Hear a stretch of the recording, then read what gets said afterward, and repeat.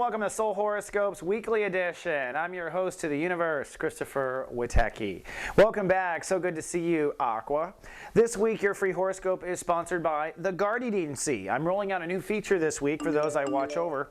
This is a feature that is designed to send you psychic with texts. Now, what I mean by that are texts designed to test your psychic ability. This is going back to your natal chart. This is also with you as an Aquarius. And I put the two together, focusing on the areas where you are opening up psychically at the right time. So when I send you a text that's based on a psychic test, answer it. Answer it in your mind and play along. It's going to be interesting to see where we go. And speaking of coming and going, come on down to soulgarden.me. We call it the Facebook away from Facebook, where your soul can come out behind the face and be who you really are and be supported. And right now they are talking about weed whacking. Zen is writing about weed whacking. Zen has gone to the anti-Zen. She's gone crazy. She's whacking weeds. Right? You can read her article supporting the Aquas. There's also support in many forums. You'll hear about it through the course of this horoscope. We're there for you. Come register at least so we can email you if something goes down. And what is going down? Well, the Aquas are working on Soul Capital this month. Last weekend we had what I call a holy shift. That is where there are so many states of awareness changing. The best thing to do is just kind of go still and let the world shift around you. We have another holy shift coming up in the Pisces as well on March 14th. More on that a little bit later.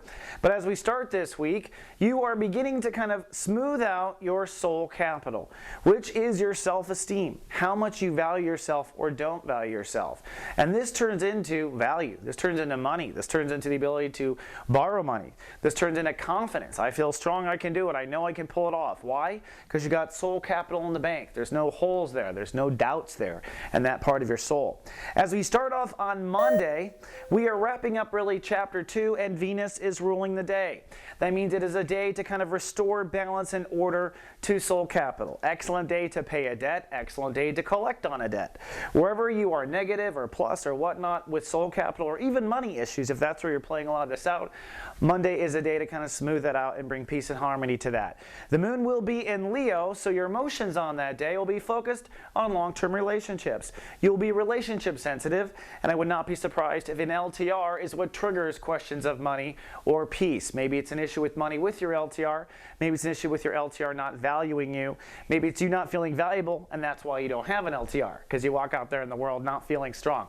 Whatever, the two go together on Monday. Also on Monday, the moon will conjunct, Mercury will conjunct Uranus, which means you will have some sort of an epiphany, some sort of a breakthrough, some sort of an understanding, literally. Now this is a very good thing. When Mercury hits Uranus, it means the mind just quantum leaps somewhere if you let it go that way. And it's kind of hard to not go that way. That's one thing about the mind. The mind will chase any ball. You know, we don't really have to say, no, don't think about that, because as soon as we say that, the mind does. So you're pretty much guaranteed with some sort of intellectual quantum leap. It might just be realizing there's a whole quantum area of thinking you haven't realized. It might be some truth coming out, but it'll be interesting to say the least. On Tuesday, it's more of the psychic day of the week. Notice the grand trine I'm bringing back. This didn't go away, by the way. Remember, the holy shift had to deal with Uranus really in the presence of a grand trine. This trine is tightening, tightening, tightening. Well, like a noose, where it will all come to a 999. Incredible. You can't write this stuff. That's on March 14th, our next holy shift. In the meantime, we're working up to that. Part of the drum roll is Venus approaching Jupiter. Now, Venus is creativity. Jupiter is TNT. So when these two come together, we're talking about some mucho manifestation, especially in Taurus. So we're talking about quantum growth here. Now this will be quantum growth when it comes to feeling more secure. Something is going to make you feel incredibly more secure after this next holy shift. But we're beginning to feel that, and the signs are coming. The moon's still in Leo on Tuesday, so emotions are still focused on your LTRs and relationships and whatnot. And I do want to remind you, if you need a little extra help, this is where we're here for you. It's called office hours. We have our practitioners answering free 5-minute questions. Yes, sometimes I pop in, but I'm not going to schedule it. That's because I want you to be introduced to some of the other amazing talent we have in the garden. But come on down and ask a question at 11 a.m. Pacific time. That's what we call SG prime time. Now on Wednesday is a big day. It's a full moon, and Saturn rules the day. So the universe is asking us to make decisions. In fact, it looks like our emotions lead to a decision. Remember, full moon is a tug of war with the Earth in the center. You are being pulled on the one hand, your capital awareness, which is focused on money and self-esteem. On the other hand, your emotional awareness, which on this day will be focused on trust and intimacy issues. So as you can tell, it might be a stormy day. Something might stir up your ability to trust or not trust.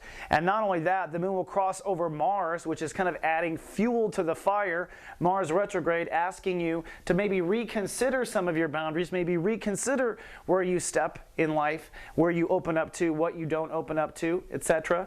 So this whole day is literally a tug of war between where you feel you should open boundaries or not, or trust or not, and how you want to feel more valuable, and how trust will inevitably play into the value question. And because this is crossing over Mars, well, boom, it lights up the entire soul pyramid here on Wednesday. So I'll be sending out a lot of text if you're watched over by GA to kind of get that understood. But the point of the day is to decide what you're worth. And vulnerability around boundaries will likely be what forces you to decide under a full moon.